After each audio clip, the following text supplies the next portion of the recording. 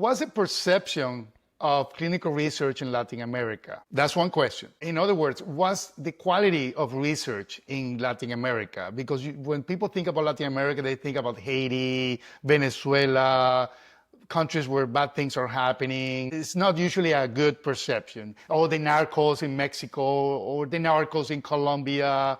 You don't really think about Latin America as a place where you get quality clinical research. That's something that needs to be addressed. That's a hot topic. How do we address the issue of quality in research in Latin America? Welcome to another episode of the Dre and Smiley, the Inner Circle podcast. Smiley, man, we enjoy having a variety of guests from different industries, different backgrounds, different interests, etc. Today's guest is pretty exciting on a number of levels, and we'll detail that as we talk to him. The industry is in your wheelhouse, medtech. That's one of the kind of his focus, and more importantly, he's trying to bring more awareness to a certain region of the world. And we'll talk about that as well. But just a quick summary, Julio Martinez Clark is a medtech visionary and CEO of a company called bioaccess. And he's leading the charge to position Latin America as the next global hub for cost-effective, high-impact clinical research. And so with that, Julio, welcome to the podcast. Thank you guys for having me here. It's a pleasure. For sure, for sure. So this is interesting for a number of different reasons. MedTech, right? But let's start there. How would you define MedTech? Well, in essence, is any advanced medical innovation outside of the traditional pharma and vaccine products or medical innovations. So MedTech has to do with medical devices, apps, healthcare or health tech apps, sometimes even includes a diagnostic test or equipment. So it's just an umbrella term to define any technology-based medical innovation. That makes sense. That makes sense. I could actually, visualize a number of those things I use myself on a periodic basis. Like if you want to check your health record for the company that you seek your healthcare from, things like that. And so, how did you get into this industry? That's a good question because it really gets to the core of the genesis of bioaccess, and I think it's a question that sets the stage for what we're going to discuss today. It's a unique story in a way because the odds of what I'm about to describe from happening are 1 in a million. So I was born and raised in Colombia, South America, as you all can tell by my funny accent. And I left Colombia years and years ago, pretty much around the same time that my brother Pedro did. I am 2 years older, so I left the country a little before him. He studied medicine in Colombia. He went to medical school. And he came to the U.S., came to Boston. I also came to Boston. But he was involved in medical research in Boston for a few years, one of the Harvard labs. And after that, he got accepted into a residency program for internal medicine at Case Western University at the Metro Health Medical Center in Cleveland, Ohio. And then he went back to Boston to Harvard Medical School. And he got his training in cardiology and then interventional cardiology. And this is a very selective program at the Beth Israel Medical Center, one of the top healthcare institutions in the US and in the world, especially for cardiovascular care.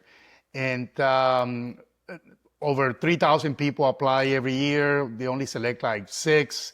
And Pedro was accepted, and he has become, so far, at least from what we know, the only Latin American ever accepted at this selective program. So that put him in a very unique position where very few Latin Americans have ever been in Boston, in the healthcare industry, in the innovation industry, in the research industry. and Harvard. I mean, that gave him a lot of prestige and credibility. So that training ended around 2002 or three, and then he moved to Miami, and he started working as a professor at the University of Miami, and that's where everything really started for Pedro in terms of career advancements, because he met his mentor, Dr. William O'Neill. He's considered one of the top authorities in interventional cardiology in the world. So O'Neill and Pedro worked together for many years, and they were advisors to many medical device startups, medtech startups, developing advanced cardiovascular technologies or devices. And they were involved in preclinical testing, animal studies, and also first in human testing, human studies that are needed to advance the development of these innovations. And that's really kind of the focus of the conversation today, how these companies struggle to perform or conduct these type of first-in-human studies in the United States, and why they're forced to go overseas to find hospitals where they can get, and countries where they can get these studies approved faster, easier, and cheaper than in the United States. So that's kind of the genesis of bioaccess. They were working together in the university. They decided to create a separate company outside of the university system, and that's what bioaccess is. It's so interesting because when Dre did the introduction, he says, I come from the medical device space, meaning I sold software for a major company, and our customers were, or when I worked at the company, Boston Scientific, Medtronic, Cardinal Awesome. Health, Yeah. just to name a few of the big biotechs. But the question I have for you is, and if you can, is your company dealing with medical devices class 1, 2, or 3? And if you can explain to our audience just what the difference is between 1, 2, and 3, and see if you're at that level, or do you take any of the devices, any of the classes? Yes, a very pertinent question, Kevin. And before I answer the question, I think one of the topics that are kind of esoteric for most people is the medical device world. When I am in social gatherings or with family members and I speak about what we do, because sometimes people ask, friends and acquaintances, and they're like, you get this look like, wow, is that real? I mean, so very few people really understand what it takes to get a device or a drug to a pharmacy or to a hospital or to get implanted in a human. They are clueless about all the steps and the money and the resources and the time it takes and the army of people involved in developing these devices. And sometimes it takes 10 years. So a device that is now implanted on a patient today, it started probably 10 years ago in the mind of somebody. And it took him or her years of work and money and an army of people and travel. I mean, there's a lot behind a device. All right, so with that said, the first-in-human business outside of the United States centers around class 3 devices, which are implantable high-risk devices.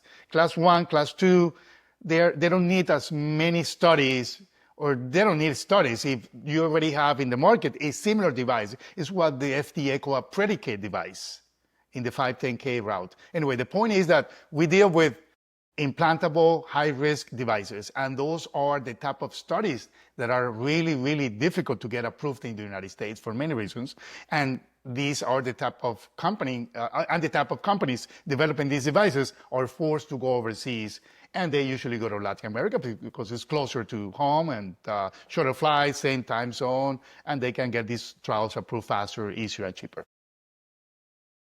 When I was there, I remember we would work with some biotech companies that'll be nameless, but they would try to get their devices approved in the U.S., And when it didn't work, they failed it. Then they would go into the Latin America or Asia markets or even African markets, get some momentum, get some studies, get some experience, and then they come back 5 to 7 years later. Now they got the FDA approval because they were able to get it approved other places. So would you say that your company, from a medical device testing perspective, is a outsourced, like we outsource technology to certain areas to do your development? Would you say you're outsourcing the medical device clinical trials? Is that what your company does? Like Dre and Smiley has an idea for implantable.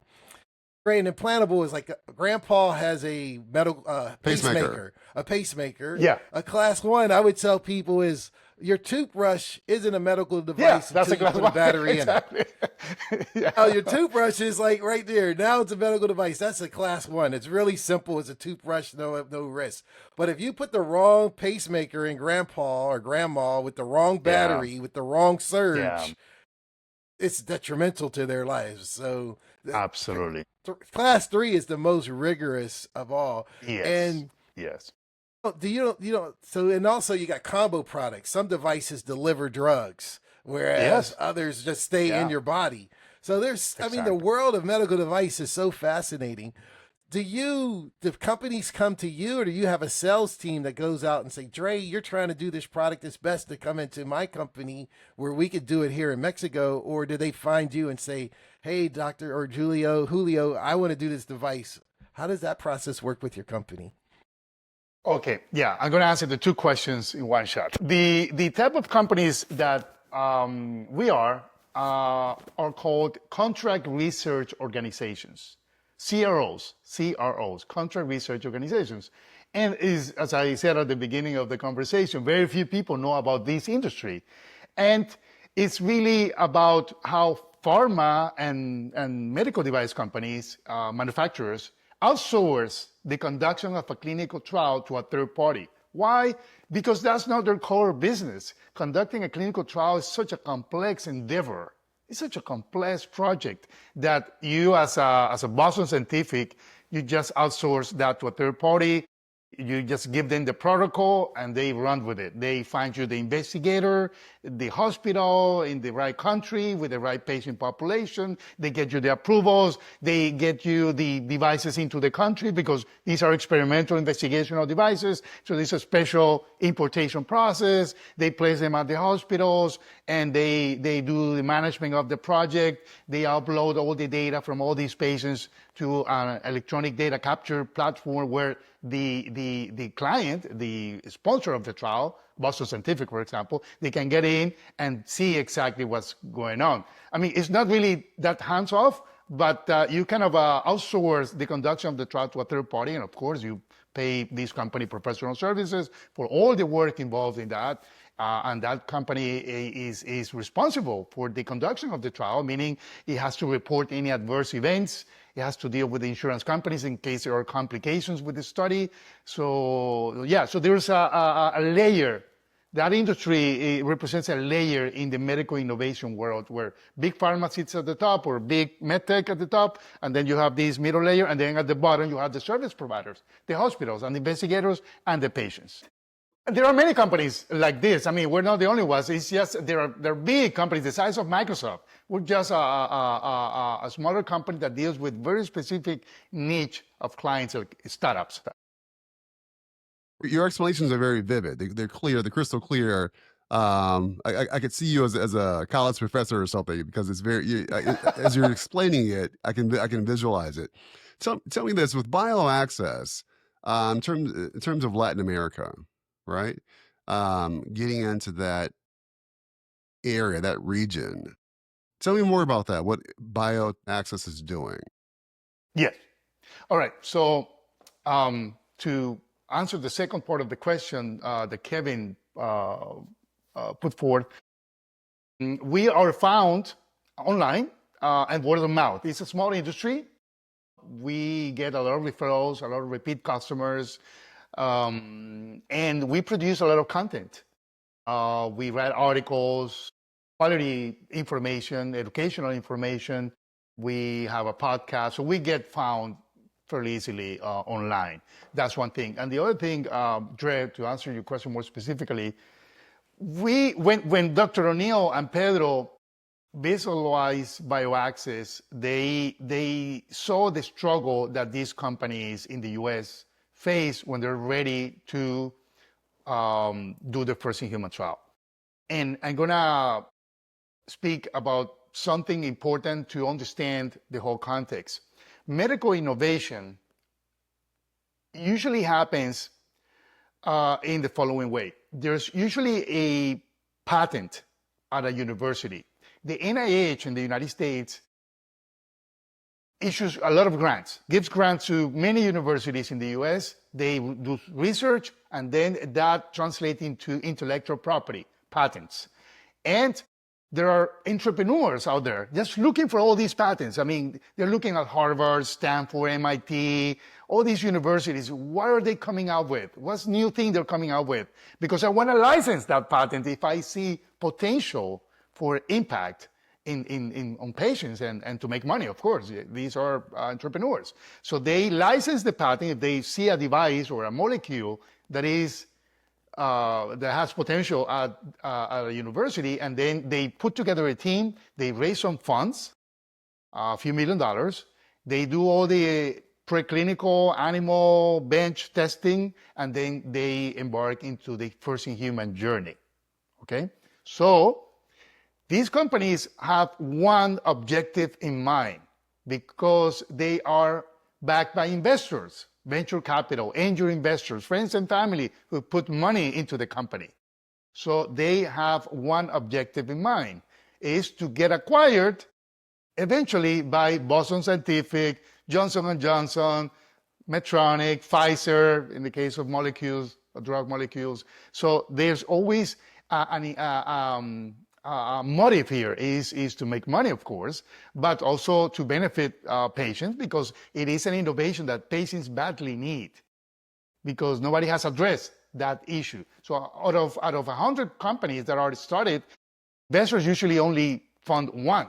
So the level of scrutiny is so high because it has to check all the boxes. I mean, it has to be an innovation that it will eventually get acquired by Boston Scientific or Johnson & Johnson or Merck or Pfizer.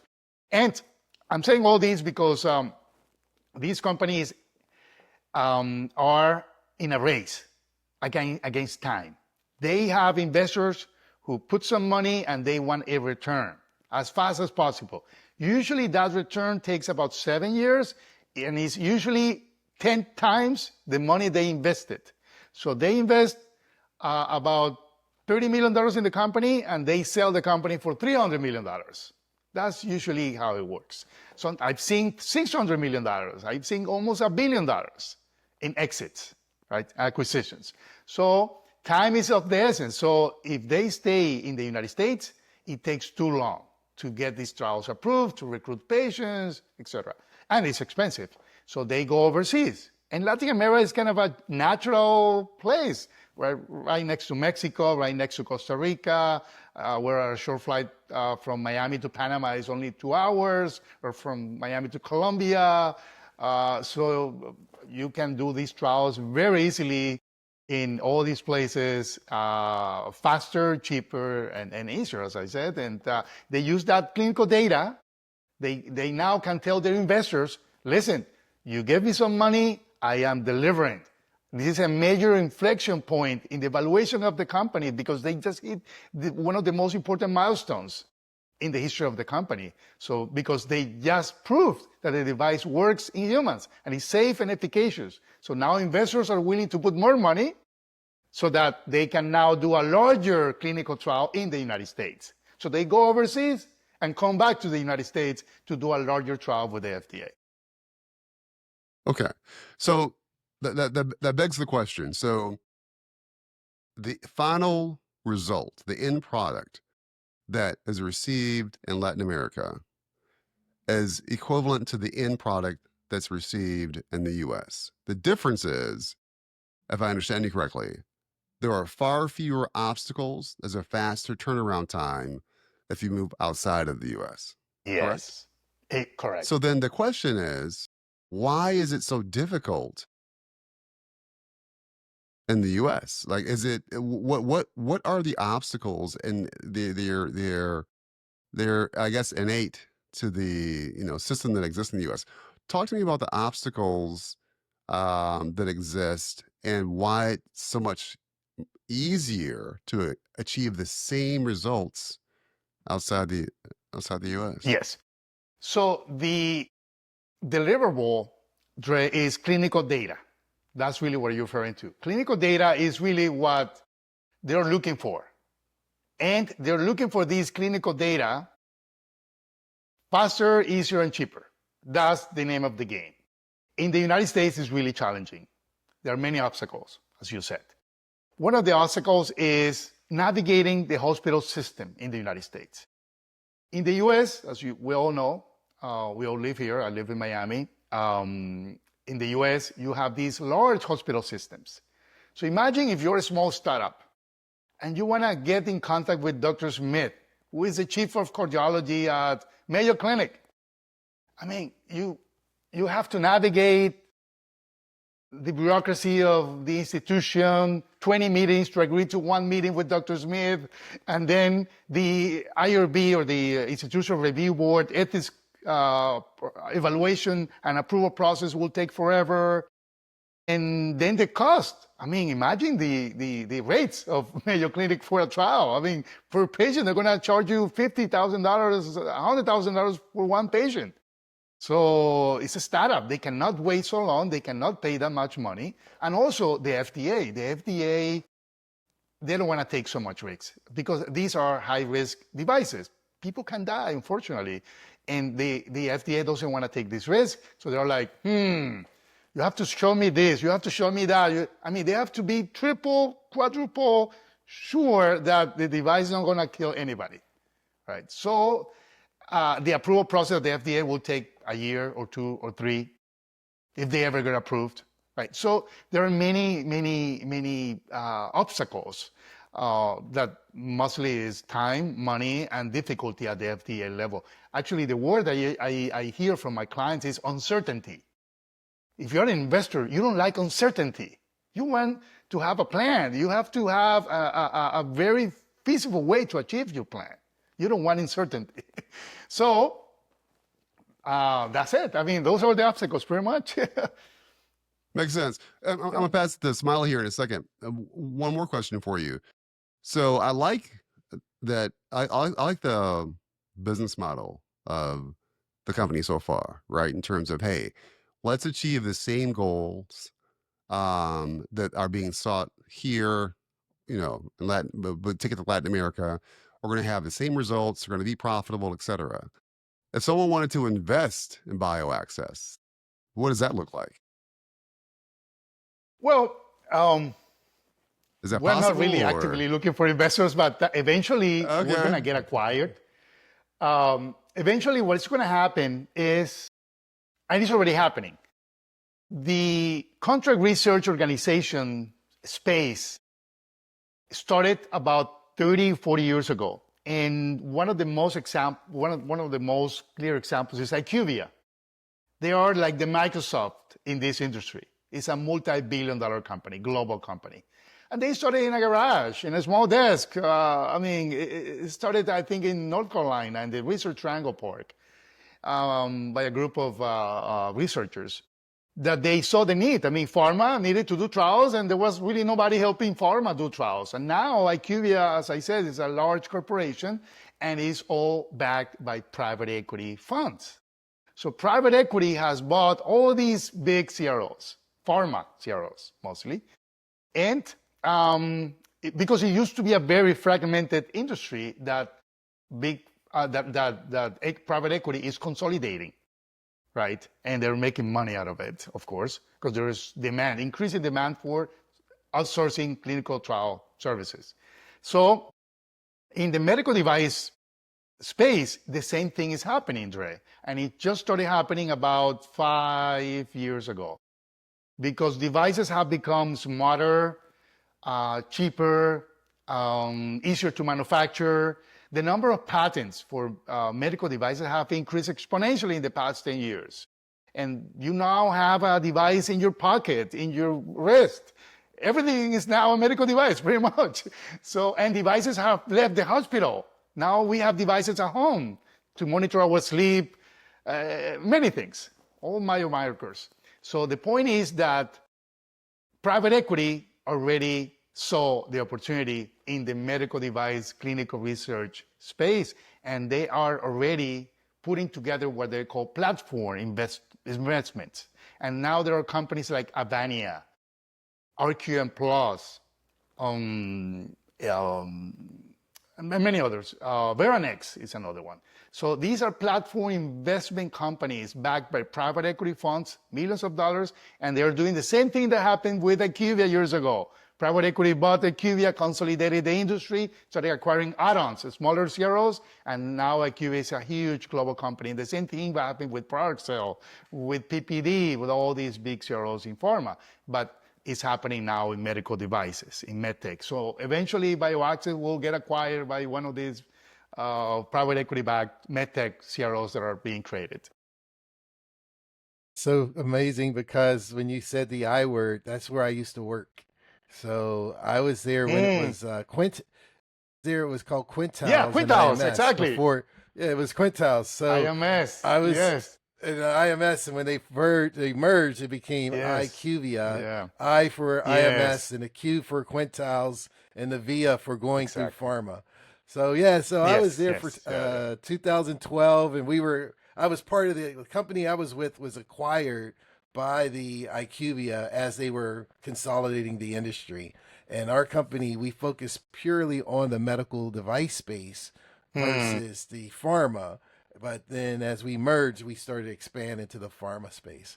This is really Yes. exciting what you're doing, and you know it's cool because It's a hot topic, yeah. Very sexy topic and intriguing topic. What I remember, I went to a couple of medtech conferences. There was one I remember was in Seattle, and you had your J&J, your Cardinal Health, your Medtronic executives on stage, and you had these entrepreneurs pitching to Yes, these exactly. executives. Yeah. It was our version of Shark Tank. And I told my friends, Yes, I was like, we that's had our exactly own how little it mini is. Shark Tank. Yeah, and everyone had their Yeah. own thing, and the CEO of Cardinal or Boston Scientific and all these big behemoths, they're looking at someone pitching, and whoever gets it, they get acquired. Yeah. Smith and Nephew, all those Yes. guys were there. So this is, I mean, I tell people our pharma medical device world is so pervasive, but no one really knows about it, and not many people know. Like, I like the way you define them Exactly. as the Microsoft of CROs, Yes. clinical resource, Yes. or CMOs, contract manufacturing organizations. Yes. Yeah. So, Yes. so, yes. so tell me, so it seems like everyone in this space, even when you come out of the university into getting your patents, the goal is to get the exit, because unless you have Barry Ellison money, you need investors, and the Yeah, investors push exactly. you towards the exit. And the plausible exit is to get acquired by the big guys. Yes. Do you ever see Yes. someone who has a technology that's so good, they're like, you know what? I see myself becoming a big guy. I don't want to be absorbed. This is so evolutionary that I'm gonna exit on into the public market and just grow and become like a zillionaire on my own. How often do you see stuff like that, or it's rare? I think I've seen it a few times, but it's usually when the founders of the companies are amateurs. They're amateurs. They think that that's the path, because that's kind of the common sense path. I have a product that I invented, I develop it, and I can sell it, and I'm gonna provide for my family for generations. Because I'm gonna have this product that is gonna sell like hot potatoes. That's not how it works. That's not how it works, because selling medical devices is a very complex matter. I mean, getting regulatory approvals or market clearance in the different countries around the world, dealing with distributors. I mean, it's just importation matters. So one of the reasons why these companies exit to larger companies, as you correctly said, is because, of course, the investors want their money back. They want their return. That's one thing. The other thing is that they don't have the commercialization infrastructure and the access to all these hospitals around the world that Medtronic, that Boston Scientific, that J&J have. They own that space. I mean, distributors are just a small piece of the business of selling devices into a hospital. So that space is usually dominated by the big guys. And if you're a startup, you're better off just selling your company to a big guy, and they will take care of the commercialization because they know how to bundle that into their packages, their pricing, and everything, and their offering, I meant. So, and you get your exit, and then you move on to your next company. That's usually what my clients do. They're serial entrepreneurs. They have probably created and sold 5 companies. And in one given moment in time, they're speaking with me and they have 2 companies going at the same time. Every company has a different product. Right? And every company has a different acquisition path. Interesting. So let me ask you this. So you mentioned 2 companies. You clearly are the type of person that has a lot of energy, a lot of passion, right?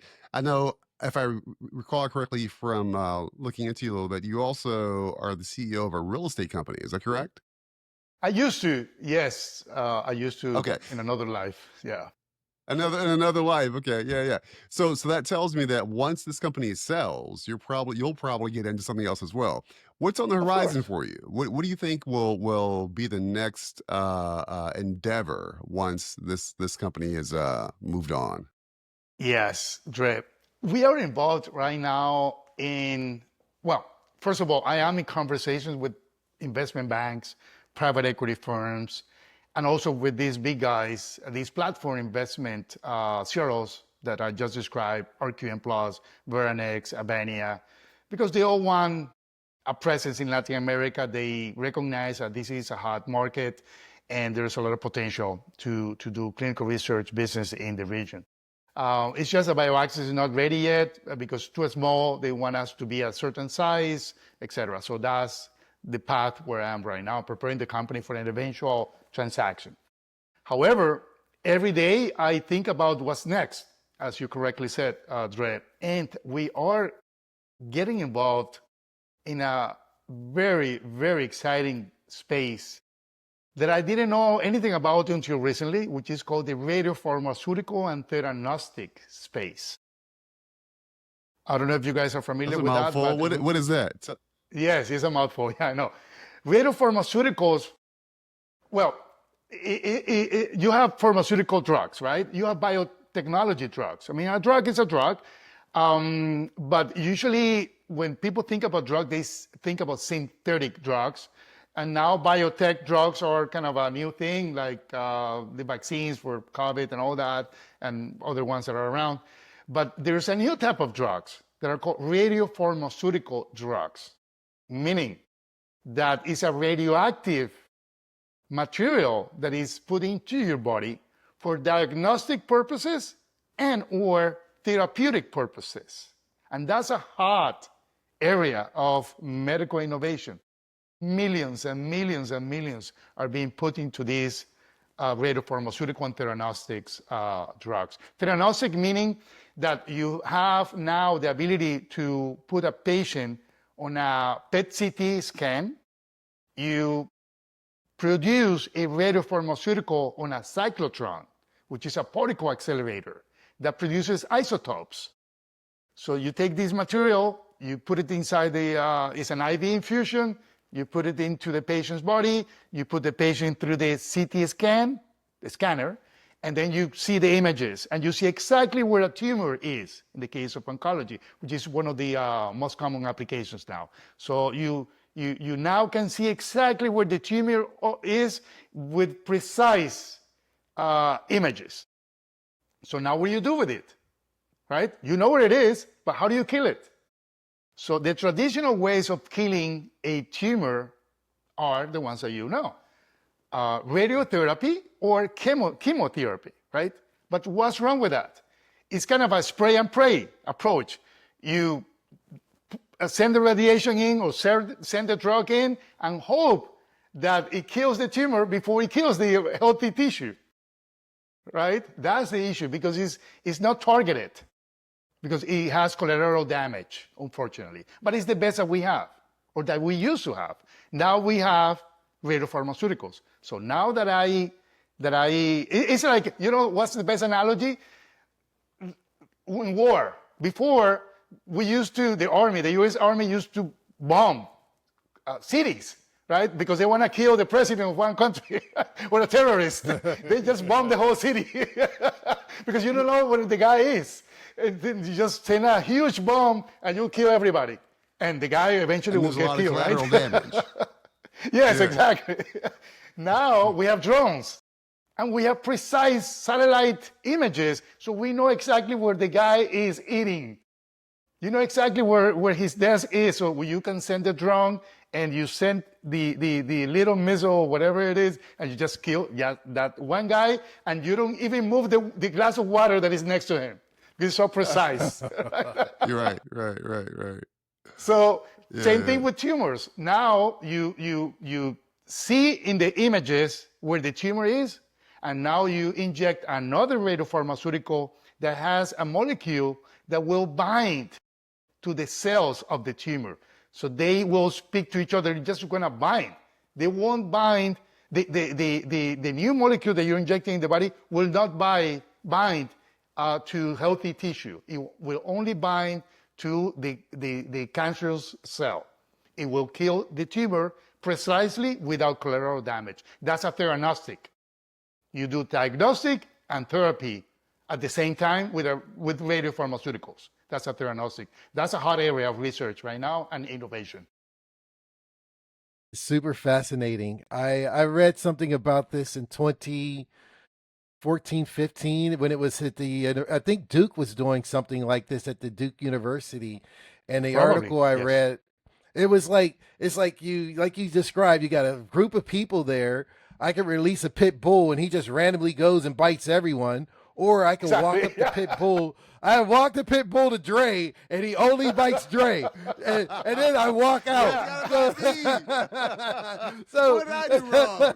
it's like you train the pit bull to go after exactly what you want to remove, and you gotta have 100 people there, but it's only. And I read about this, Dre. It was an article, I think it was Duke, or it was like 2015, 2016. And it's just fascinating to hear Julio mention that this is finally coming to market, which is, like you said, this is 11 years later from the article, which was in the universities, to commercial, or actually it's still in the clinical trials phase. Man, that's fascinating. Well, before we go into Final Four, are there any questions we should have asked you that we didn't ask you that you... Yes, two topics that I think need to be addressed. One is, what's the perception of clinical research in Latin America? That's one question. In other words, what's the quality of research in Latin America? Because when people think about Latin America, they think about Haiti, Venezuela, countries where bad things are happening. It's not usually a good perception. Or the narcos in Mexico, or the narcos in Colombia. You don't really think about Latin America as a place where you get quality clinical research. That's something that needs to be addressed eventually here or later, but that's a hot topic.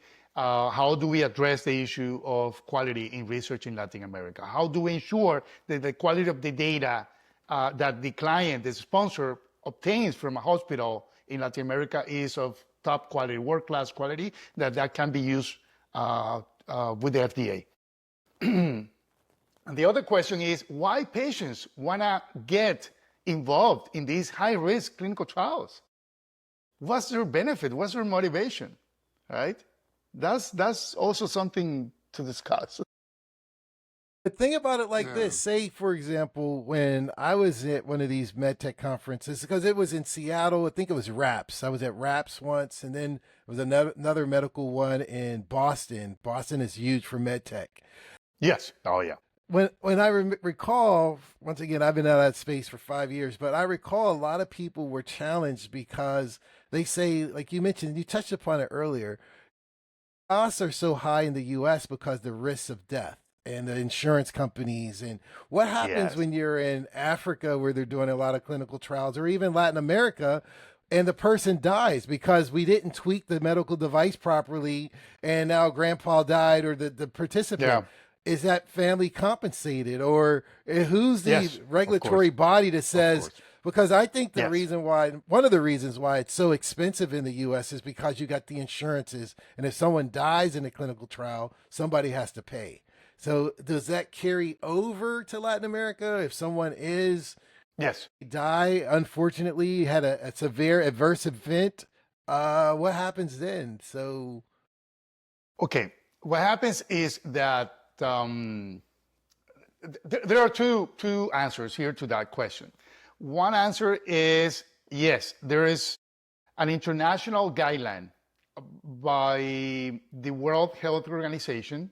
Well, it's actually called the Declaration of Helsinki, and is managed by the World Health Organization, and they issue what is called Good Clinical Practice Guidelines. These are international guidelines on how to do research around the globe. Everybody has to adopt these guidelines, and this is common in the industry. If you don't adhere to good clinical practices, GCP guidelines, then you're not in the business of clinical research. You are in some esoteric pseudoscience business.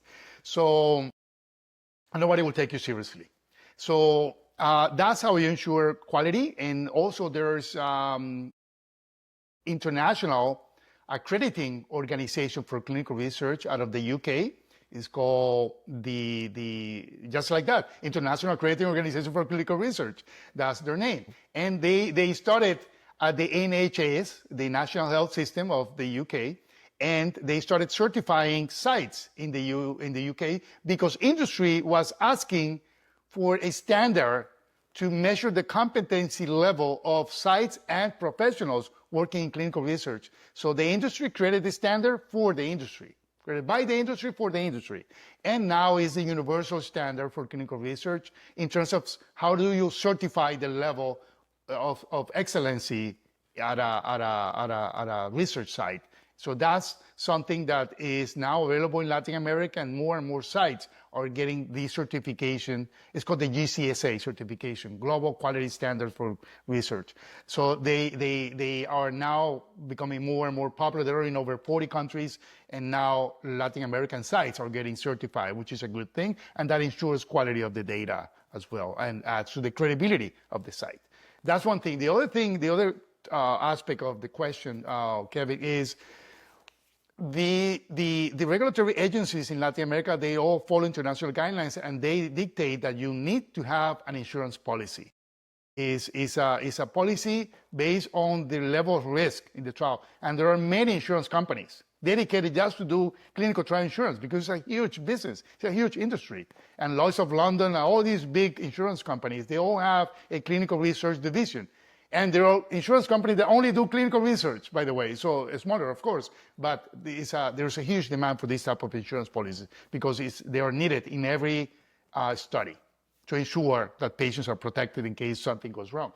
And by the way, very few things go wrong, by the way. I've been in this business, in this industry for close to 15 years, and we've seen a couple of situations, bad situations, unfortunately, but the rate is not that high. And there's always the insurance policy, and we do whatever it takes. Honestly, we and the sponsor, we do whatever it takes to ensure the safety of the patient, because you don't want to have a dead patient in a study. That's fair. Thanks for that answer. I appreciate it.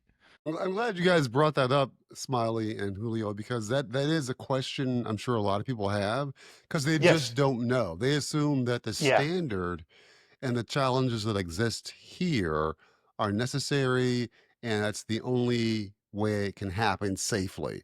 But clearly, as you just explained, with the global standard that exists, as long as that site is approved and has that validation from the global agency, then my thought, based on what you just shared, is that I'm going to get the same quality product that I would elsewhere. So I'm glad you shared that. Thank you. Yes, absolutely. It's important. When Dre scheduled this and I saw your background, Julio, I was like, we could talk to him for hours, but we wish we could. So we're going to move into the final four, and I want to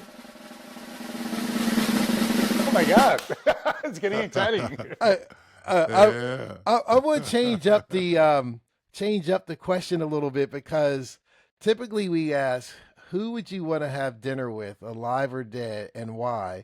But for you, because you're an entrepreneur, you have your own company, and you're in the investor space, of all of, like, just from your experience in the market with which you know, which CEO, Tronic, Boston Scientific, Cardinal Health, Smith or Nephew, or which CEO of a biotech company would you rather have a whole 24 hours with, and why? Because for your business, for an exit, That's like, a great question, man. which That's a one, great question. which one, like, if that guy, the CEO of Medtronic, is listening and he's like, well, Julio, I'm gonna grant you that wish. You can spend 24 hours with me. We're gonna do breakfast, lunch, dinner. Tell me about your business. Tell me about your exit.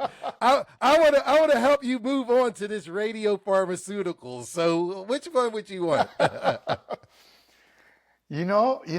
Kevin, I'm gonna give you a weird answer. I think I love to have a full day with Sam Altman, OpenAI, instead of, because he's changing the world. OpenAI is changing the world probably more than Medtronic and Boston Scientific. That's a guy I want to sit down with, because it's just fascinating.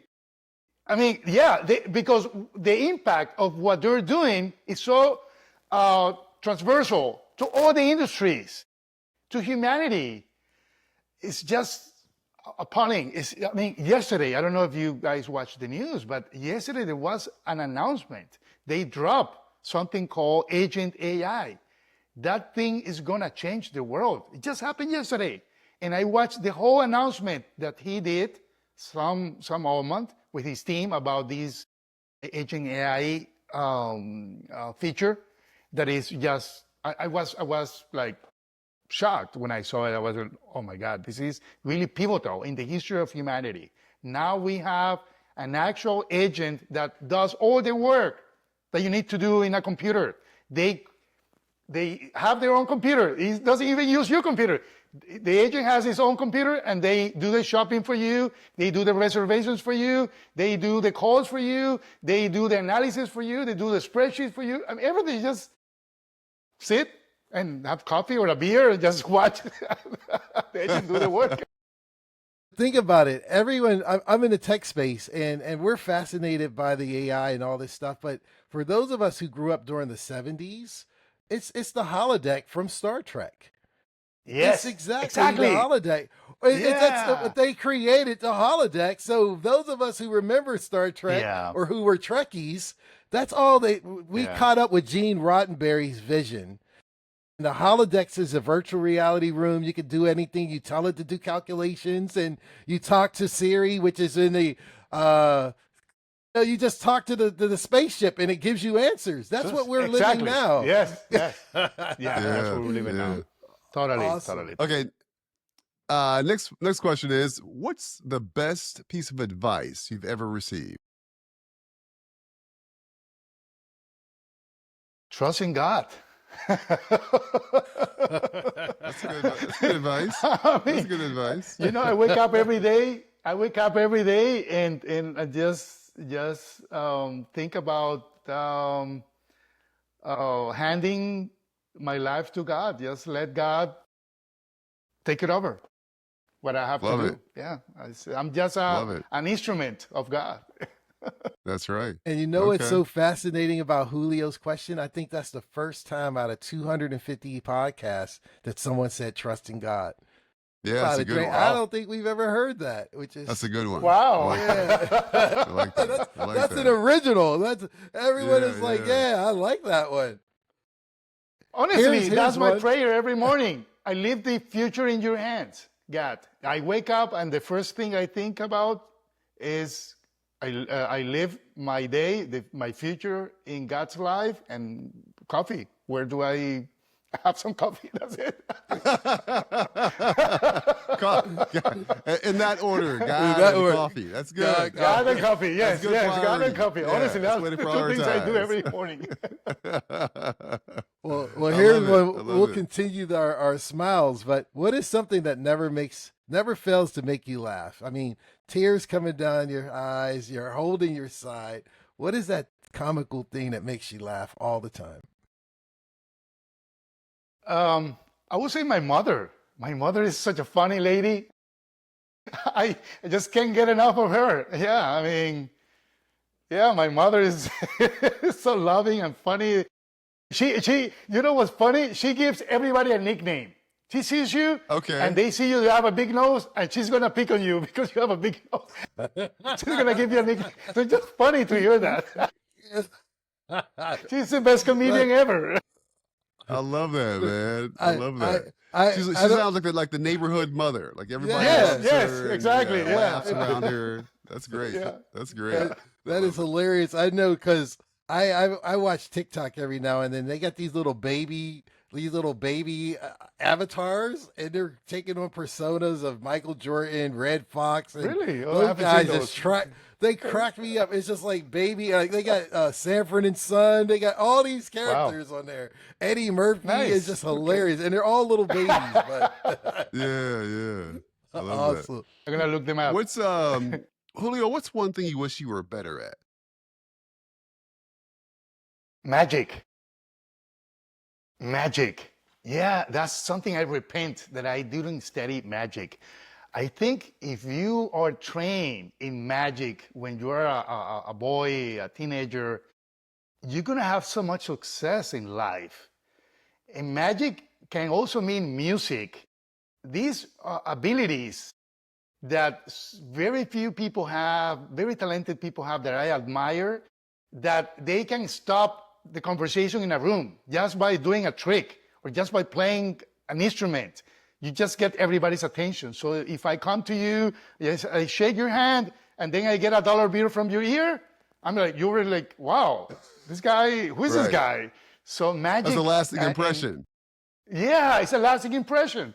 So yes, I tried, and I bought a few books when I was in Colombia because I kind of recognized that. I was like, I need to relate to people easier.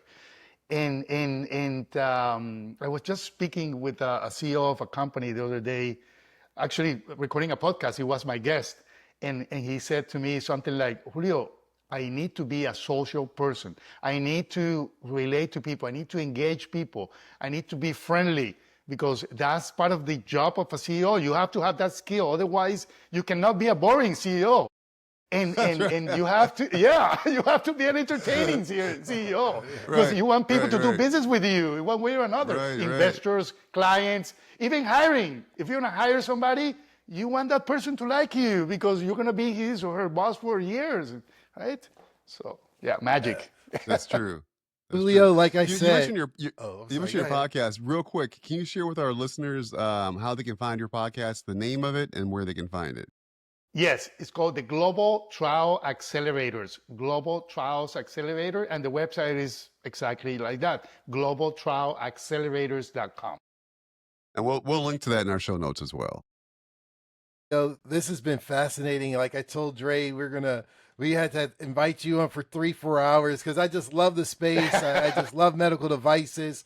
And like you said, everyone has a device. They don't even know it. They don't even know what it took to get that device into their hands or into their bodies or into the hospitals when they see it. It's quite a fascinating story. And what you're doing, you're like a superhero because these devices and drugs. Thank you. You're saving humanity, and you're part of that entourage of superheroes. And no one even knows. And nobody knows that you're like a nobody even knows, superhero, exactly. keeping life behind, so keeping people ahead. Awesome.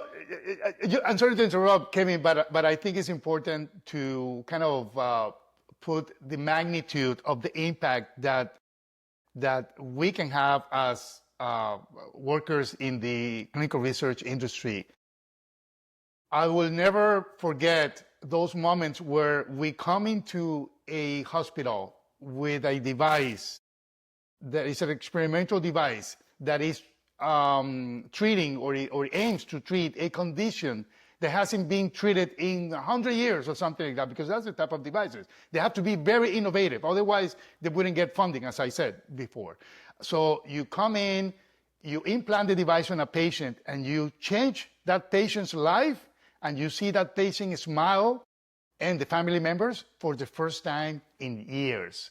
And that's the best reward. It's not money, it's not anything else. It's just that smile on a patient, and when that patient hugs you and keeps repeating, thank you, thank you, thank you, thank you for 5 minutes, you're like, wow, this is really worth it. We appreciate it, and thanks again for being on the podcast. We appreciate you. Thank you for inviting me here, Dre and Kevin. It's a pleasure.